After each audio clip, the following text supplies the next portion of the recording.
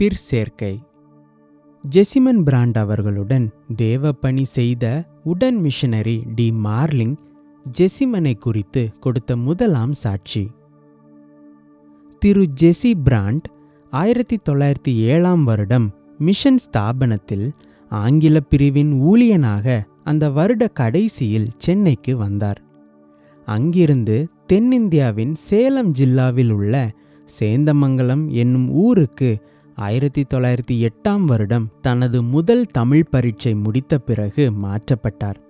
1909 தனது 2ஆம் தமிழ் பரீட்சையில் முதல் வரிசையில் தேர்ச்சி பெற்று 1911 பர்லோ போகும் வரை சேந்தமங்கலத்தில் ஊழியம் நடத்தி வந்தார். பிறகு 1912 தமது பர்லோவை முடித்து கொண்டு இந்தியாவுக்கு திரும்பி வந்தார். சேந்தமங்கலம் டவுனுக்கு சுமார் 4 மைல்கள் கிழக்காக காடுகள் நிறைந்த கொல்லிமலை, மரணமலை வானளாவி நிற்பதை காணலாம். அந்த உயர்ந்த பிரதேசம் சுமார் 25 மைல் நீளமும் 10 மைல் அகலமும் கொண்டதாகும். இந்த பிரதேசத்தில் வசிக்கும் பழங்குடி மக்கள் கீழ்நாட்டில் வசிக்கும் மக்களை விட எல்லா துறைகளிலும் மிக மோசமான நிலையில் இருந்தார்கள். இதை பற்றி நாம் ஏற்கனவே வாசித்தும் கேட்டும் இருக்கிறோம். அடிவாரத்திலிருந்து கொல்லிமலை சுமார் 3000 முதல் 4000 அடி உயரமானது. காடுகள் அடர்ந்த பிரதேசம். தமிழ்நாட்டில் சேலம் ஜில்லாவில் உள்ள கொல்லிமலை காடுகளில் வசிக்கும் பாமர மக்களாகிய பழங்குடி மக்களின் சரீர ஆத்தும நன்மைக்காக அவர் பட்ட அரும்பாடுகளை படிக்கும் கிறிஸ்தவர்களுடைய உள்ளங்களில் அவருடைய தியாக உருவம் நிலைத்து நிற்கும். திரு ஜெசி பிராண்ட் என்னும் இந்த மிஷனரி ஊழியர் 1913 முதலாக தமது ஊழியத்தை மரணமலைகள் என்று சொல்லப்படும் கொல்லிமலை காட்டு பிரதேசத்தில் ஆரம்பித்தார். அதற்கு முன் எந்த மிஷனரி ஊழியனும் அங்கே கால் வைத்தது கிடையாது. கிறிஸ்தவன் என்று சொல்ல அங்கே ஒருவரும் கிடையாது. அவருடைய ஊழியத்தை அநேக இடையூறுகள், எதிர்ப்புகளுக்கிடையே ஆரம்பிக்க வேண்டிய நிலைமைதான் இருந்தது. இத்தனை துன்பங்களையும் துரும்பாக மதித்து தளராத மன உறுதியுடனும் ஆழ்ந்த பொறுமையுடனும் அவர் ஈடுபட்டு வந்தார். தமது முதற் பலனாக 4 பழங்குடி மக்கள் 1920 ஞானஸ்நானம் பெற்று கிறிஸ்தவர்கள் ஆனார்கள். இவர்களை கிறிஸ்துவிடம் சேர்க்க 7 வருட காலமாக விடாமுயற்சி தேவைப்பட்டது என்பது இங்கே குறிப்பிடத்தக்கது. இந்த அருமை சகோதரனுடைய கடின உழைப்புக்கு கிடைத்தது 4 ஆத்துமாக்கள் மட்டும்தான் என்று அவர் சோர்வடையவில்லை. ஆண்டவருடன் சபதம் செய்து கொண்டவரைப் போல விடாப்பிடியாக உழைத்தார். அங்கே இருண்ட காடுகளைத் தவிர வாழ்க்கை வசதிகள் என்பது ஒன்றுமே கிடையாது. மாறாக அக்காலத்தில் கொல்லிமலைகள் ஒரு கொடிய மலேரியா பிரதேசமாக இருந்தது. முன் வைத்த காலை பின் வைக்காமல் தன் கடைசி மூச்சு வரை நல்ல போராட்டத்தை போராடினார். இறுதியில் கொடிய ஜுரத்திற்கு ஆளாகி தமது 44வது வயதில் அகால மரணத்தின் மூலம் கிறிஸ்துவுக்குள் சேர்ந்தார். இந்த அருமையான தேவ ஊழியன் உலகில் விட்டுப்போன அன்பான மனைவி மக்களுக்கு சகல கிறிஸ்தவர்களுடைய இரங்கல்களும் வாழ்த்துக்களும் அளிக்கப்படுவதாக. இவருடைய அகால மரணம் குறிப்பாக எஸ்பி மிஷனுக்கும் பொதுவாக சகல கிறிஸ்தவர்களுக்கும் ஈடு செய்ய முடியாத இழப்பு ஆகும். ஆனாலும் அவர் விட்டுப்போன ஆவியின் போராட்டத்தை தொடர்ந்து நடத்தி வர ஆண்டவர் தாமே வழிகாட்டுவார். பாவத்தை எதிர்த்தும் சாத்தானை எதிர்த்தும் நடத்திய போராட்டத்தில் நமது அருமை சகோதரன் அடிபட்டு மாண்டது மற்ற ஊழியர்களுக்கு திகிலை உண்டாக்காமல் மன உறுதியையும் புதிய ஆர்வத்தையும் உண்டாக்குவதாக. தியாகிகளின் இரத்தமே திருச்சபையின் வித்தாக இருக்கிறது. ஆகவே அந்த மரணமலையின் மீது அமைந்துள்ள அவருடைய சமாதியும் அதன் மேல் வைக்கப்பட்ட மலர் வளையமும் அவரது ஞாபக சின்னங்களாக விளங்கும். அந்த மலைகளின் மேல் சில விதைமணிகள் விழுந்து அவைகளின் பலன் லெபனானின் மகிமையைப் போல் விளங்குவதாக. 1910 வருடம் முதல் 1912 வருடம் வரை திரு பிராண்ட் இந்த பிரதேசத்தில் அதிகமாக சுற்றித் திரிந்து எல்லாவற்றையும் நன்றாக கற்றறிந்தவர். இந்த சேவைக்காகவே தனது இளம் மனைவியையும் தன்னுடன் கூட்டிக் கொண்டு காடுகள் அடர்ந்த வாழவந்தி என்னும் ஊரில் தனது குடியிருப்பை ஸ்தாபித்தார். இருவருமாக சேர்ந்து தேவனுடைய ஊழியத்தை நடத்தினார்கள். இந்த அயராத உழைப்பில் ஈடுபட்டிருந்த திரு பிராண்டை எடுத்துக்கொண்டது தேவனுடைய சித்தமாயிருந்தது. தனக்கு மரணம் சமீபத்தில் இருந்தது என்பதை அவர் பொருட்படுத்தவில்லை. முதலில் மலேரியா ஜுரத்தில் அடிபட்டு மிகவும் பலவீனம் அடைந்தார். 1929 வருடம் நவம்பர் மாதத்தில் மற்றொரு கொடிய வியாதி அவரை பிடிக்க தொடங்கியது. அந்த வியாதிக்கு கருப்பு நீர் ஜுரம் என்று பெயர். அவர் எவ்வளவோ முயன்றும் அந்த விஷ ஜுரம் அவரை விட்டு நீங்கவில்லை. கடைசியாக அதே வருடம் ஜூன் மாதம் 15ஆம் தேதி தனது 44வது வயதில் அகால மரணம் அடைந்தார். அவரது சரீர கண்கள் மூடப்பட்டாலும் தமது ஆவியின் கண்களால் வழிநடத்தப்பட்டு தமது பரம தந்தையாகிய ஆண்டவர் கையில் தனது ஜீவனை ஒப்புவித்தார். அவருடைய சரீரம் சகல மரியாதைகளுடனும் சடங்குகளுடனும் நல்லடக்கம் செய்யப்பட்ட பொழுது திரளான இந்துக்களும் கிறிஸ்தவர்களும் பழங்குடி மக்களும் கண்ணீர் விட்டு அழுதார்கள். திரு ஜெசிமன் பிராண்ட் அவர்கள் ஆவியில் வென்றவராய் தனது ஆத்தும நண்பரான இயேசுவை பின்தொடர்ந்து மறுமைக்கான நித்திய ஜீவ ஒளியில் பிரவேசித்தார்.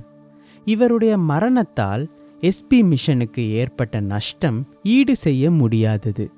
இவருடன் ஊழியம் செய்யும் பாக்கியம் பெற்றிருந்த எனக்கு அவர் பிரிவு தாங்கிக் கொள்ள முடியாததாக இருக்கிறது. ஆனால் கர்த்தருடைய திருச்சித்தம் என்றும் நடப்பதாக. ஆமேன். ஜெசிமனை குறித்து டி மார்லிங் அவர்கள் கொடுத்த 2ஆம் சாட்சி. திரு பிராண்ட் அவர்களை நான் இந்தியாவில் சந்தித்து இப்பொழுது 20 வருடங்களுக்கு மேல் ஆகுகிறது.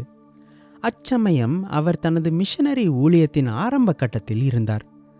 திரு பூத், திருமதி பூத் இவர்கள் குடும்பத்துடன் சென்னையில் வசித்து வந்தார்கள். ஒரு நாள் நாங்கள் எல்லோரும் விருந்து சாப்பிட்ட பிறகு அநேக நேரம் பேசிக்கொண்டிருந்தோம். அச்சமயம் திரு பிராண்ட் தமது முழு ஜீவ சக்தியுடன் உரையாடலில் ஈடுபட்டிருந்தார். அவர் பேசுவதை நாங்கள் கேட்டபொழுது எங்கள் எல்லோருக்கும் உற்சாக அக்கினி மூண்டது இன்னும் எங்கள் நினைவில் இருக்கிறது.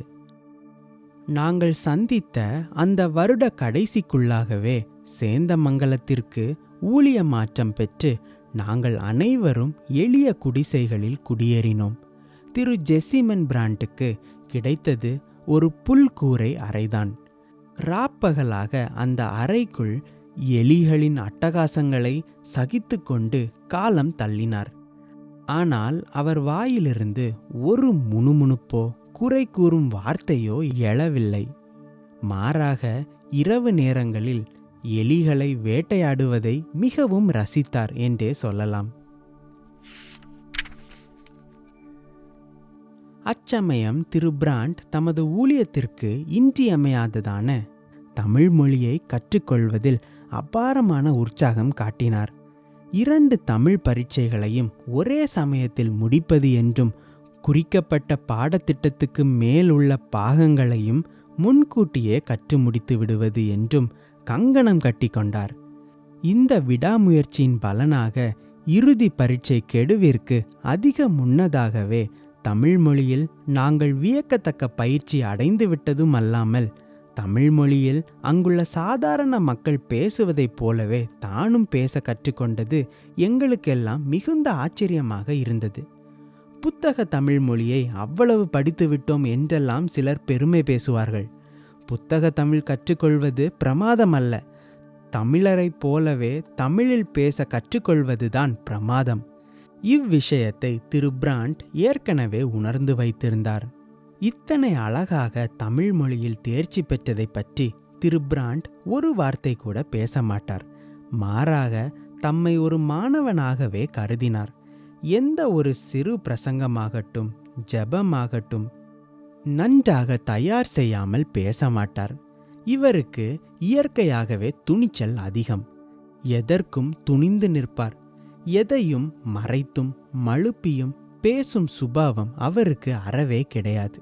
முகத்துக்கு முகம் நேராக உள்ளதை உள்ளபடியே சொல்லுவார். விளையாட்டானாலும் சரி, ஊழியமானாலும் சரி, எதிலும் நேர்மையாக பேசுவதும் நடப்பதும் அவருக்கு மிகவும் பிடிக்கும். யார் மனதையும் புண்படுத்தாமல் ஜோக் அடிப்பதில் அவருக்கு நிகர் யாருமே அங்கு இல்லை.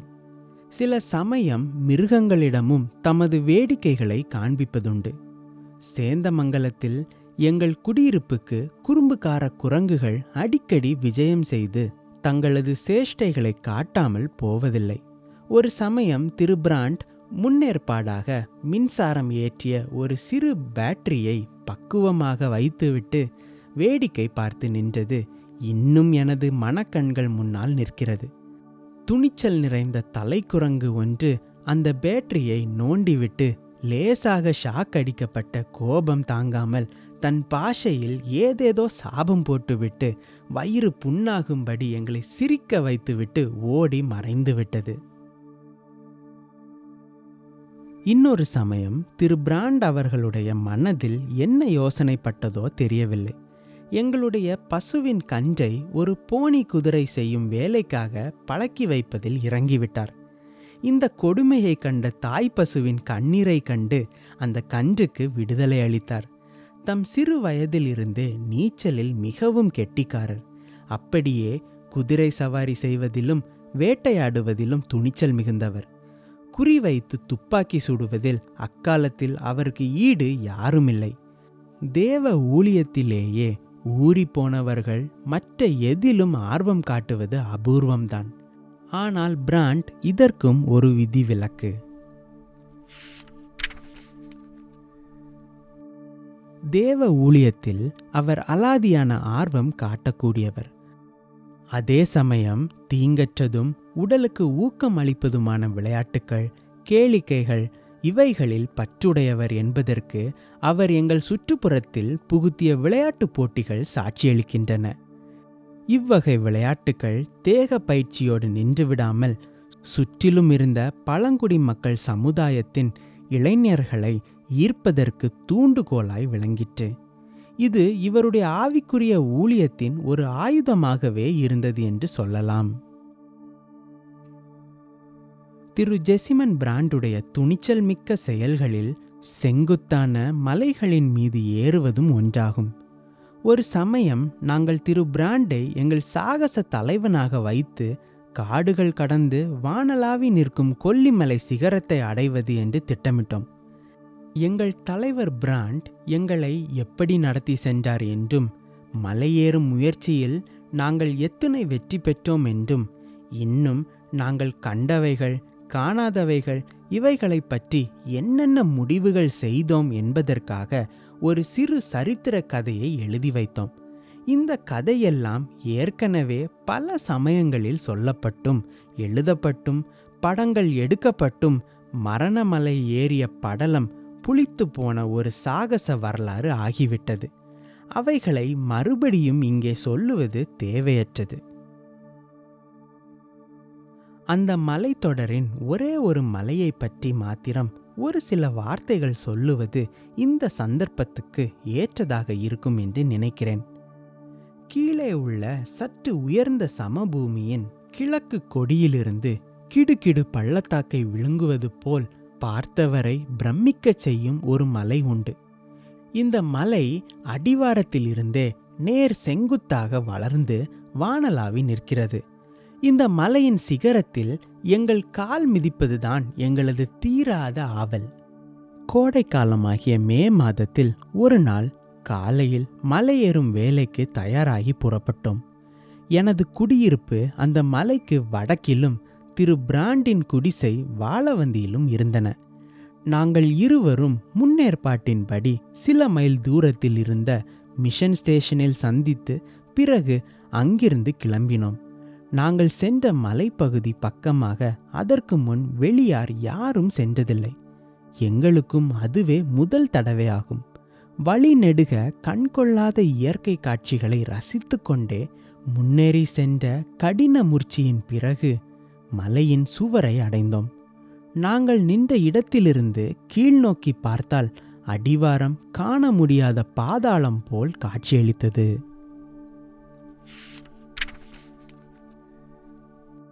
நாங்கள் திரும்பி வரும் வழியில் பழங்குடி மக்கள் 2 மனிதரை காட்டினுள் சந்தித்தோம்.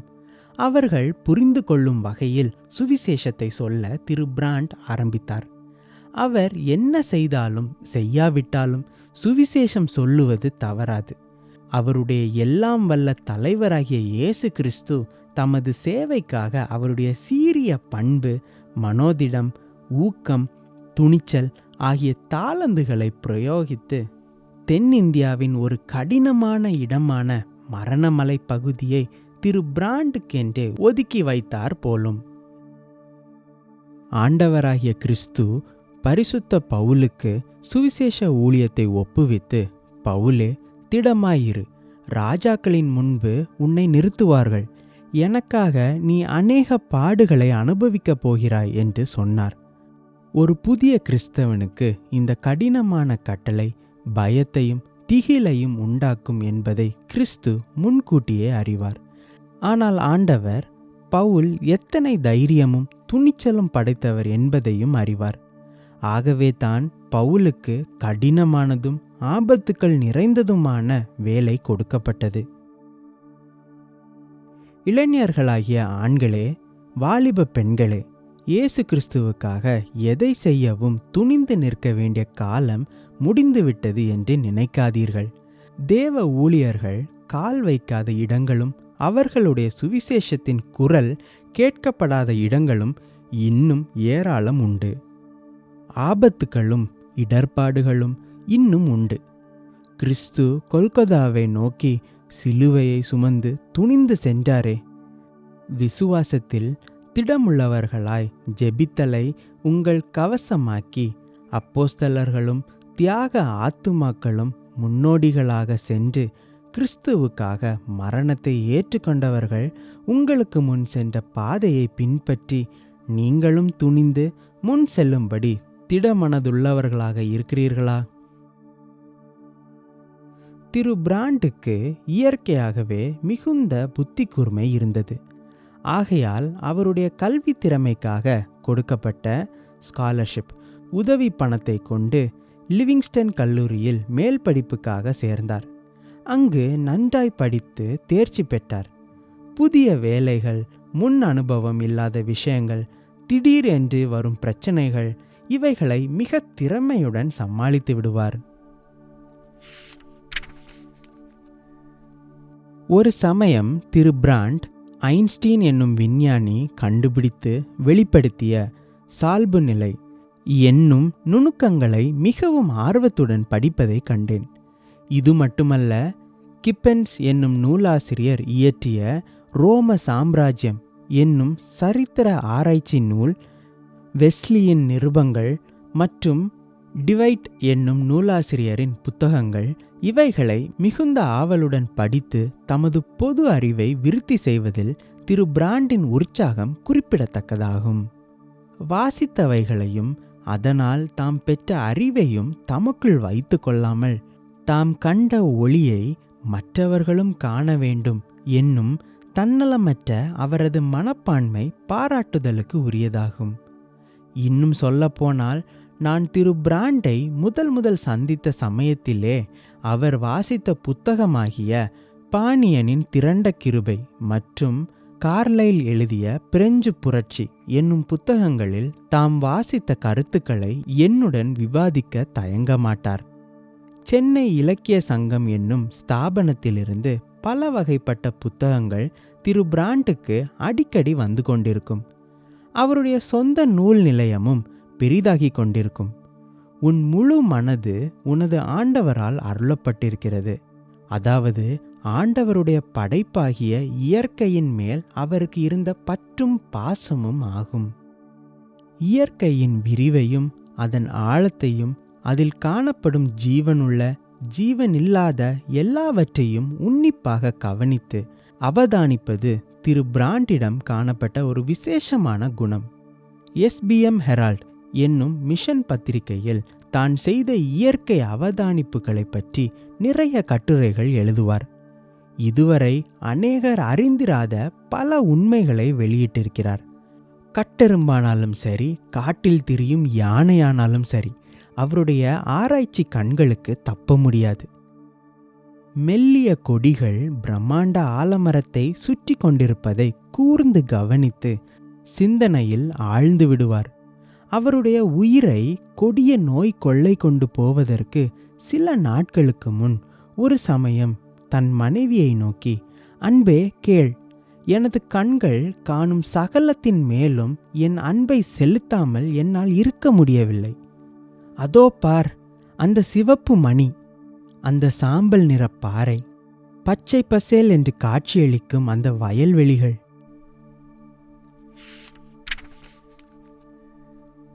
வானளாவி உயர்ந்து நிற்கும் மரங்கள் ஆகிய ஆண்டவருடைய சகல படைப்புகளின் மீதும் எனது அன்பு செல்லுகிறது என்று சொல்லுவார். எப்பொழுதாகிலும் சந்தர்ப்பத்தை அனுசரித்து தாவீதின் சங்கீதங்களையும் தீர்க்க தரிசனங்களையும் வேத புத்தகத்திலிருந்து வாசிக்கும்போது உணர்ச்சி வசப்பட்டு பரவசமாகி விடுவார்.